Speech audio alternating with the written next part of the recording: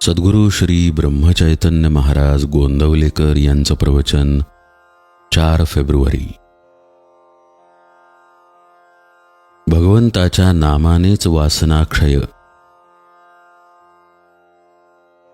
आपण सर्व जीव वासनेत गुंतलेले आहोत, कारण आपला जन्मच वासनेत आहे. वासना म्हणजे आहे ते असू द्याच आणि आणखीही मिळू द्या असे वाटणे. आपण सध्या या स्थितीत आहोत. पण सुरुवात म्हणून आपण असे म्हणावे की आहे ते असू द्या आणि आणखी मागायचे तर परमेश्वराजवळ मागूया. म्हणजे मिळाले तर भगवंताने दिले आणि न मिळाले तर त्याची इच्छा नाही अशी जाणीव होऊन दाता परमात्मा आहे ही भावना वाढू लागेल. आहे तेही त्याच्याच इच्छेचे फळ आहे असे वाटू लागून अस्वस्थता आणि आसक्ती कमी होऊ लागेल. आणि आसक्ती कमी होऊ लागली की हवे नको कमी होऊन वासना ओसरू लागेल. केवळ आपल्या कर्तबगारीने वासनेच्या पलीकडे जाणे अशक्य आहे. त्याला शरणागतीशिवाय गत्यंतर नाही. याकरिता योग्य संगतीचाही फार उपयोग होईल. एखाद्या बैराग्याची संगती केली तर स्वाभाविकच कपड्याचे प्रेम कमी होईल. पण एखाद्या शेटजीच्या संगतीत राहिलो तर छानछोकी करण्याकडे प्रवृत्ती होईल.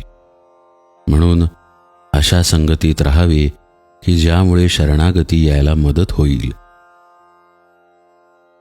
शरणागती म्हणजे परमेश्वराला सर्वस्वी अर्पण होऊन राहणे. याचाच अर्थ आपण उपाधिरहित बनणे. तर मग आपण अशाच साधनाची संगती केली पाहिजे की जे अत्यंत उपाधिरहित आहे. हे साधन म्हणजे भगवंताचे नाम. काळ, वेळ, परिस्थिती, उच्च नीच भाव, स्त्री पुरुष, विद्वत्ता, अडाणीपणा, श्रीमंती, गरिबी, प्रकृतीची सुस्थिती, दुस्थिती वगैरे कोणतीही गोष्ट नामाला आड येऊ शकत नाही. तसेच त्याला कोणतीही उपकरणे लागत नाहीत. ते हृदयात सतत आपल्याबरोबर बाळगता येते. नामात वैराग्याचे कष्ट नाहीत आणि कुठेही केव्हाही ते बरोबर नेता येते. त्यासाठी विषयाची तदाकार वृत्ती सोडली पाहिजे. भगवंत माझ्या मागे आहे अशी श्रद्धा राखली की वृत्ती विषयाशी तदाकार होत नाही. मारुतीने दिलेली मुद्रिका पाहिल्यावर सीतेला रामाच्या स्वरूपाची आठवण झाली. त्याप्रमाणे नाम घेताना आपल्याला त्याची आठवण झाली पाहिजे. भगवंताच्या अनुसंधानात जो राहिला त्याने काळावर सत्ता गाजवली. अशा लोकांना मरणाचे भय कुठून असणार? भगवंताला सर्वस्व दिल्यामुळे त्यांना वासना उरत नाही. आणि जिथे वासना उरली नाही तिथे काळाचा शिरकाव होत नाही. वासना नष्ट होणे म्हणजे देहबुद्धी नष्ट होणे होय.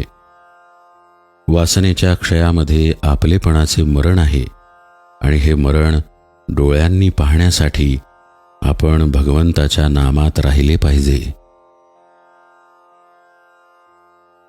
वासनेचा क्षय भगवंताच्या नामात आहे हे अक्षरशः खरे आहे. जानकी जीवन स्मरण जय जय राम.